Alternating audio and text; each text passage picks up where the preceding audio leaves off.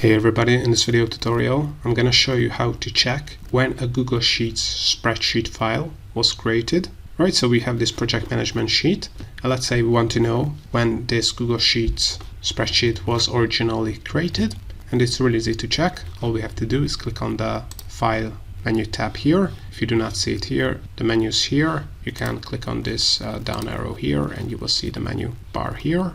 So once you have created on File, scroll down on this list and click on Details, and as you can see the location of the Google Spreadsheet file, but most importantly here you can see when was the Google Spreadsheet file created. So as you can see, in this case it's July 9, 2024.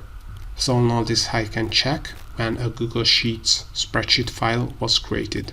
I hope you found this tutorial useful. If you want to get access to our complete Google Sheets function database or our Google Sheets Shortcut Keys ebook for free and other Google Sheets resources and Google Sheets templates, then make sure to check the links in the description below. Also, if you want to learn more about how to use Google Sheets, make sure to check out our YouTube channel and playlists, where you have a ton of tutorials and more Google Sheets tutorials are coming up, so also make sure to subscribe.